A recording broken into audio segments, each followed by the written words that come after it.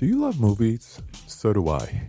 What's up, y'all? It's KB, and I love movies, inviting you to listen to The Conversation, a film podcast where passion meets perspective and opinion. From the old school to the new, I invite a guest on to discuss the movies that thrill us, challenge us, break our hearts, or even blow our minds. There's always new episodes dropping wherever you get your podcasts. So join the conversation. We don't just watch movies. We love talking about them too. The Conversation with KB Loves Movies, a part of Someone's Favorite Productions podcast network. Hey, this is Jason Kleberg from the Force 5 podcast, a show that forces a guest to come up with a movie-themed top 5 list topic, and then we reveal our picks on air. Top 5 heist films, top 5 tearjerkers, top 5 movie dogs. Every show you'll be asking yourself, what would be on my list? Guests include directors, screenwriters, actors, podcasters, musicians, authors, and even a professional wrestler. Subscribe to the Force 5 podcast, and you won't just be a listener, you'll be a list nerd. The Force 5 podcast, available wherever you're listening now. Have you ever been laid on a waterbed?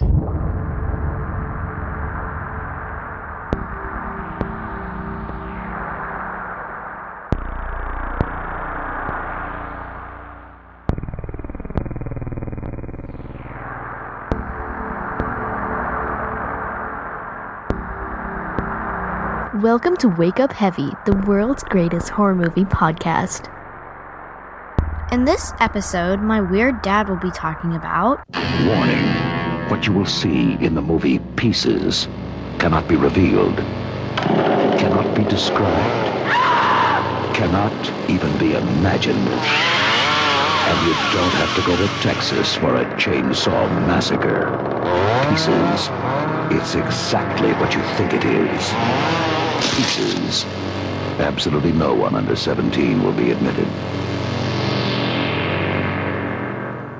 Hello and welcome back, everybody, to Wake Up Heavy Recollections of Horror. I am starting a new series, which I mentioned on the last episode, and I am going with the title, the provocative title on purpose, Why Do I Hate Slashers? In parentheses, I don't actually. Which I think I did a variation of at the end of the last episode. I actually don't. I can never keep it straight in my head. So now you have a new acronym along with the WDIRT and the WIHM episodes of the past with WDIHS parentheses IDA. What are you even talking about? But just a little reminder, I think I mentioned not only on the last episode, but back on the Bachman Books Stephen King series episode, that Sam Panico had asked me to supply my 10 favorite slashers list, which I did, and it has actually gone up since the last episode. And so I will link that in this series show notes. I think I'll just include all of these slasher films in one blog post. So a lot of the films that I will be talking about are culled from that list, but you can go read it since it's very brief little descriptions of each movie. And so I took 4 of those and did some polls across my different social media platforms. And I think I offered up My Bloody Valentine, Happy Birthday to Me, Pieces, and Friday the 13th, the final chapter. And there was a tie between 2 movies on different platforms, and I had to do a tiebreaker on Facebook, and you sick bastards picked Pieces. So that will be the first episode. I was kind of leaning toward My Bloody Valentine, which came in second anyway, so that will be the second episode. And then I may do more polls after that, or I may just get inspired and pick one myself. And no, I have not forgotten about the Stephen King series. I just hadn't quite decided yet on how that's going to end. I think I'm going to do, again, inspired by the top 10 favorites list that Sam asked me to do. I may go through and just run off favorite books, favorite adaptations from the past and current, and make it real simple and short to finish that off. So as a refresher and as an explanation to the title of this series, way back on the favorite horror subgenre episode, I noted that slashers were way down on the list. I don't even think I gave them an honorable mention. This just was not my bag when I was younger. I saw Halloween and Halloween 2 sometime in the early 80s when they played on TV. Halloween 3 was always my favorite back then, which I mentioned on that episode last year. I liked the weird stuff. I liked the odd movies that weren't necessarily following a set formula. Not that I would have had any real conscious idea of what the slasher formula was at the time, but they really do have a pattern that, though not always adhered to, can make things a little less interesting. I would see these titles, but I almost always pass them. I honestly can't think of anything other than the Halloween movies that I watched up until about 1985. And so those peak years of 82, 83, 84 were spent watching Phantasm, Tourist Trap, The Thing, Halloween 3, Dead and Buried, all the ones that I've done, all the movies that I've done full episodes on. And even later when I was watching stuff like Dario Argento, it didn't lead me down that slasher path. I saw Scream in the theater, and that didn't really even ignite that. If it did ignite anything, it was a reappreciation for the original Halloween. And just what is that formula and or set of rules that makes a horror movie a slasher movie? I found it helpful to use these guidelines from Paste Magazine, which I will also link in the show notes for this episode. And their 3 guidelines are: 1, slasher villains are human or formerly human, which you could use in the case of Jason or Freddy in those franchises. 2, slasher films have a body count. And 3, home invasion movies are not automatically slasher movies. And I used those guidelines for my top 10 list, and it helped me kind of weed out some stuff. And I didn't include Giallo or Jolly and other foreign films mostly, although Pieces is in part a foreign production. So that's why so many of these that I'll be doing for this series could actually be Why Didn't I Rent This episodes, because I didn't rent any of the ones that I will be talking about. And for this movie, Pieces in particular, there are very specific reasons why I didn't bother to rent this. And this has been brought up time and again, or from time to time on other episodes as well. When I talked about Deranged, the cover for that kind of put me off. Same thing with Texas Chainsaw Massacre, things like I Spit on Your Grave. Those movies that I knew had, I guess the word is lurid appeal, or they were presented that way either by the boxes themselves or just me hearing about different things. That was not my cup of tea, and so I steered clear of that. And on Pieces, we have the tagline, "You don't have to go to Texas for a chainsaw massacre." So I was out at that point. Plus the cover, scantily clad woman, sprawled out, pieced together. So I'm not sure what went through my brain when I saw stuff like that. If it just appeared a little too hardcore and realistic to me, if I equated it with something like Faces of Death, which I had no interest in seeing back then, I don't know. I don't know what it was that put me off of slashers and this movie in particular. Now, if I had rented it, I don't know if it would have been one of those movies like Deranged that I would have really enjoyed. There are reasons for that as well.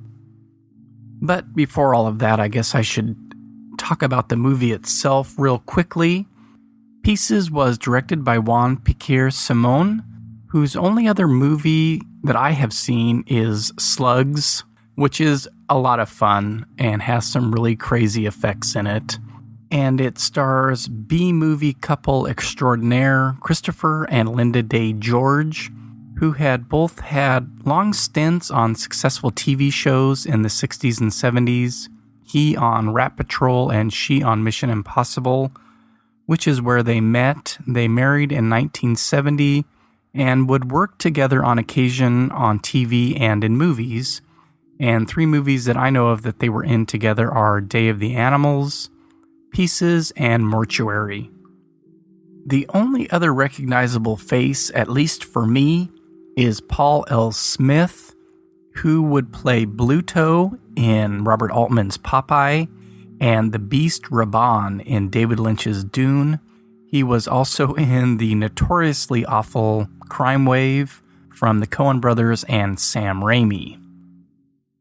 The original title of the film is Mil Gritos Tiene la Noche, which means The Night Has 1,000 Screams, which has a little bit of a giallo feel to it, as does the movie. We have a masked killer all in black, seen mainly in shadow and profile, and employing edged weapons for the kills. And instead of a knife, although a knife is employed in a couple of scenes, our killer uses a chainsaw, which is not the stealthiest of weapons. Another thing that this has in common with a lot of Jolly is the cast. We have Americans, we have Spaniards, I think we have Italian, we might have a few other nationalities in here. And so, like those Italian movies, everything is dubbed and everybody is speaking their own language, which is one of those things, along with the setting, that may have thrown me off if I had watched this when I was younger. It's time for another tangent. And there's some precedence for this in my life, in my movie watching life, when I would watch spaghetti westerns with my dad and note that the sound seemed off. It was obviously apparent in Kung Fu theater movies, and realizing that those were dubbed because the lips didn't match at all. But when it was just a hint off, that was what kind of threw me off, and I didn't realize that a lot of these movies were shot without sound, and then everybody looped their dialogue. And the other thing that would throw me off is when settings didn't seem to match the movie. And the one good example that I can think of for me, especially as a kid, was Willy Wonka and the Chocolate Factory, because I couldn't figure out where the hell this was supposed to be taking place. Charlie was speaking in an American accent. His family, or at least Grandpa, had American accents. Willy Wonka had an American accent. And I understood that a lot of these other kids were coming from other places, but the look of the buildings and the streets and where his factory was, it confused me. And I thought there was no place in America that this looks like. Is it England? Is it Germany? I think I found out years later that it was the exteriors were filmed in Germany. If I'm wrong, you can send me a note. But both of those things are present here in Pieces. The setting doesn't quite match where it's supposed to take place, and the ADR becomes quite distracting for me, especially when, and this is probably a perfect example of this film for me, 2 actors flub their ADR lines. You have any idea the terror that kid went through? She was still alive, for Christ's sakes. I know, Lieutenant, I know. But I'm doing the best I can. If I go too fast, I might miss something. You just gotta give me more time. We don't have any more time. Take some uppers or something. Just give me a lead. Anything. What I need is some help. I've been going 23 hours straight, but my eyes can't take it any longer. I'll do my best. Maybe I can get you some help. Remember that kid Kendall? I'll see if I can get him down there to you. I thought I was tired. We can't use a suspect. You must be kidding. Suspect? You're crazy. That kid's clean and you know it. Look, he knows everyone on that college campus. He could smell something suspicious faster than we can. I know, Lieutenant, I know. But the book doesn't. Yeah, what the hell with the book? The book says, get the killer. Now quit talking to me and find me a lead, damn it. And when I watched this yesterday for the show, I thought, now what the fuck? Why would you leave that in? So I couldn't figure out, and I didn't rewind it to see if they had flubbed their lines during filming, which meant they said, screw it, we'll either fix it in looping or whatever. And then when they got to the looping, didn't fix it, or they just flubbed their lines during ADR, which begs the question for either one of those scenarios, why wasn't a second take used? But honestly, I could spend the whole episode here talking about the goofs, the awful dialogue, the awful line readings. It's not quite as bad as some of the dubbed Godzilla movies, let's say, where people really affect these weird voices. But it is, I mean, it's probably one guy doing multiple voices or one woman doing multiple voices. So they sound a bit silly.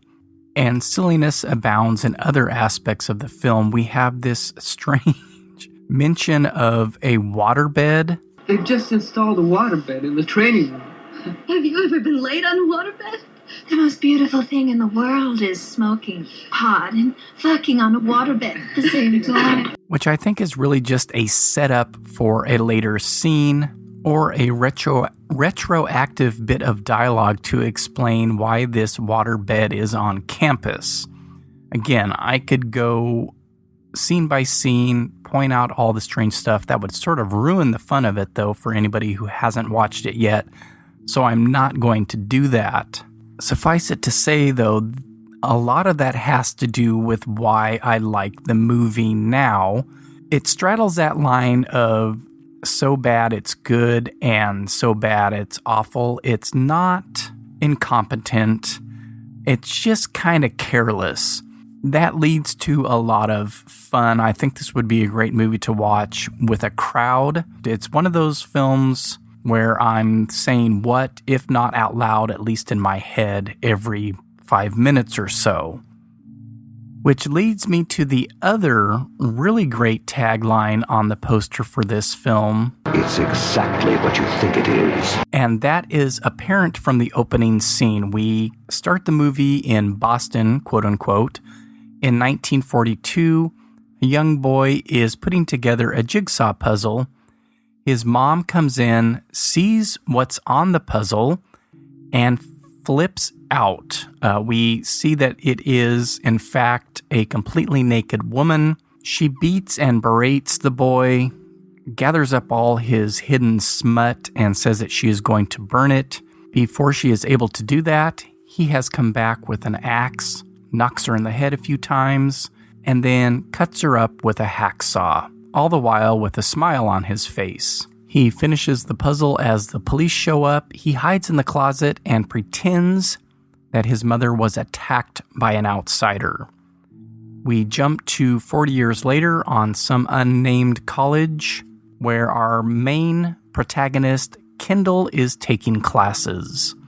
Campus co-eds are being slaughtered by a crazed chainsaw killer, and in each case, pieces of the body are missing.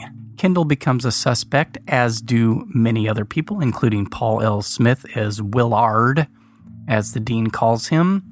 Christopher George as Lieutenant Bracken begins to investigate, and he employs Linda Day as Mary Riggs, an ex-tennis pro, to go undercover as a tennis instructor on campus to draw out the killer.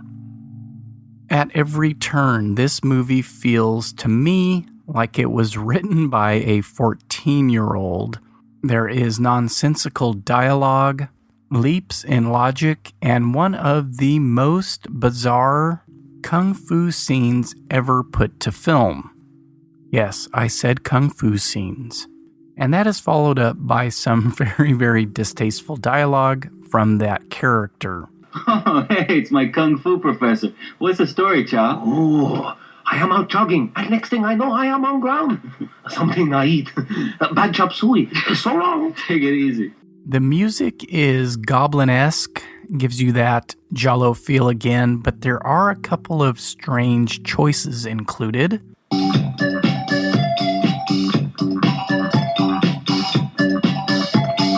Running around, what are you doing here?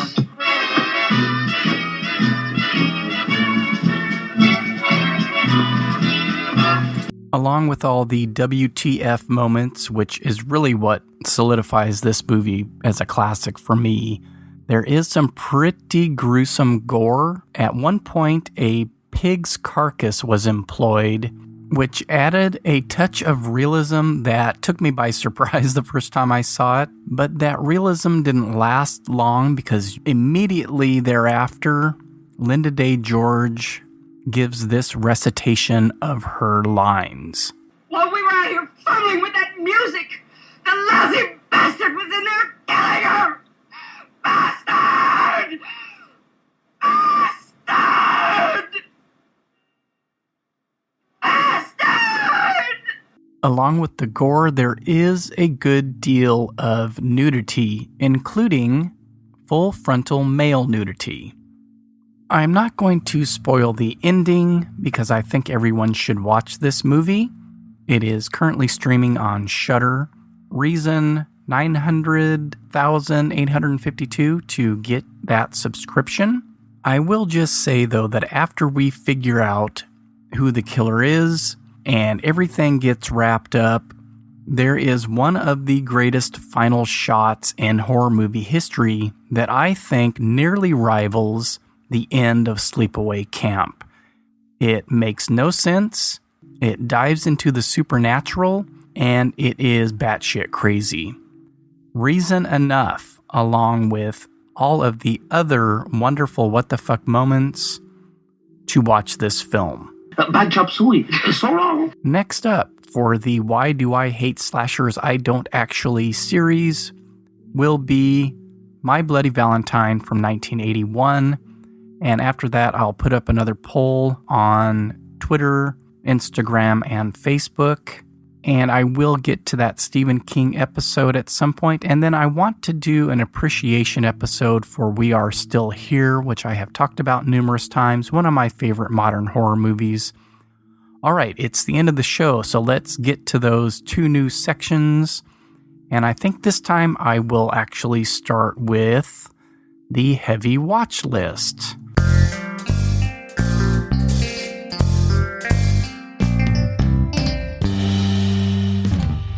So since the last episode, oh my gosh, apparently I've watched a lot of movies, starting with The Wax Mask, which is a mid-90s Giallo-esque film that recently popped up on Shudder that I gave a B- to and would only recommend to Italian horror aficionados. I rewatched a found footage film called Lake Mungo because it kept popping up. This happens on Twitter. Somebody will post about it, and I think that inspires other people to watch or rewatch, and then you just keep seeing the same things over and over again. It's a decent little movie. It kind of reminds me of an A&E documentary with a spooky little edge to it. I watched Insidious Chapter 2, another rewatch, which is available on Sony Crackle.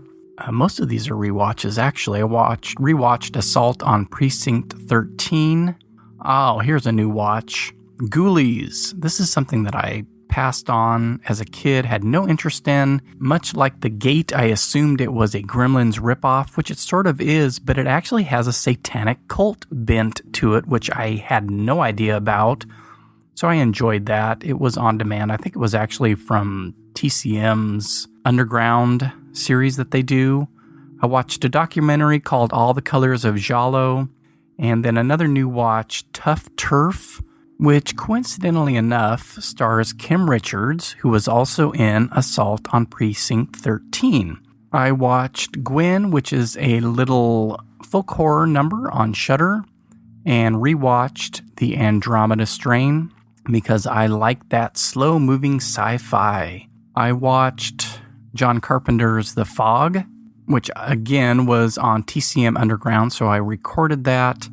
Oh, and here's an interesting recommendation. There is a new film on Netflix called Eli that was pretty interesting, but the last 15 minutes takes a major left turn into an area that I really enjoy and that I totally didn't see coming, and so I recommend it if for that ending alone.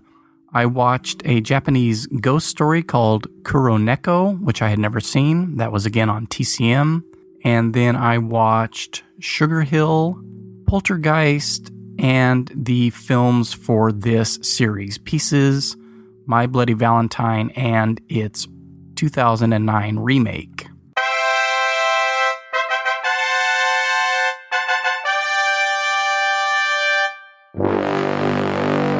Okay, let's end the show with spooky stories by dipping into the heavy mailbag.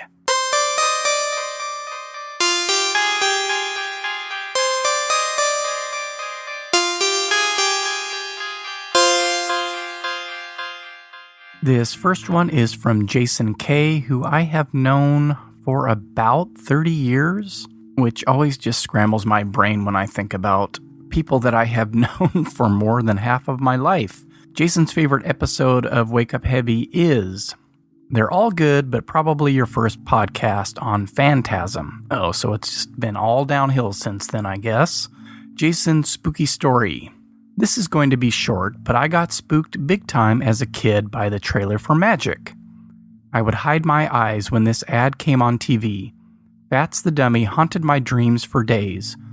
I'm pretty sure Fats is the reason that ventriloquist dummies still freak me out to this day.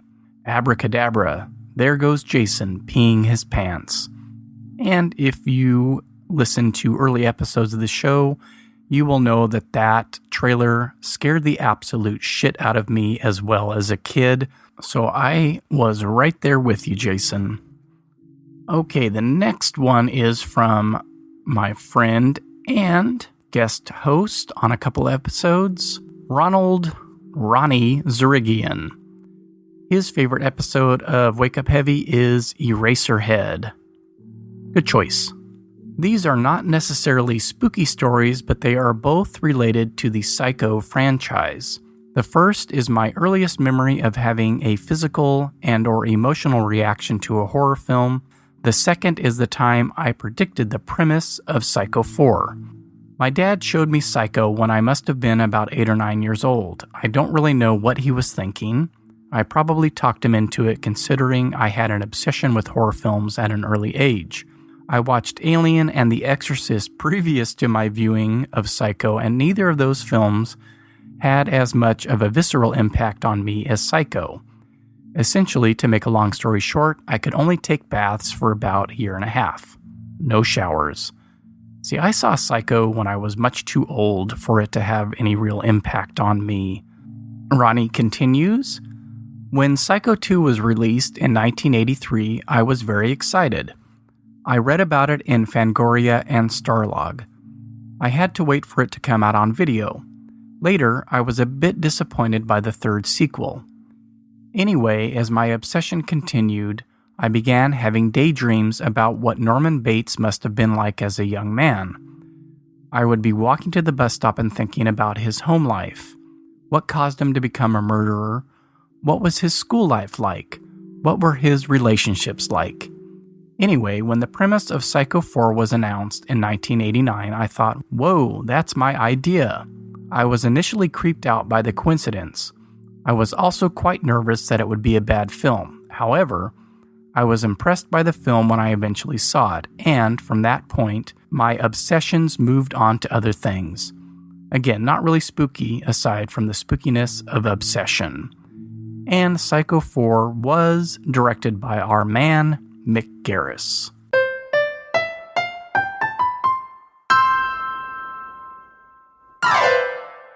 If I haven't posted a separate blog entry for this spooky story idea, I will at least have the link to the Google form that you can fill out at the bottom of the show notes.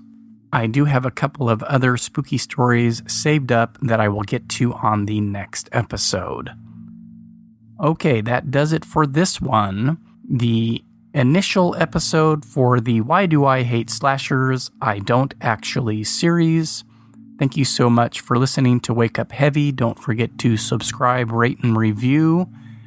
And never forget... anything can happen when you wake up heavy. Ho, ho, ho, ho.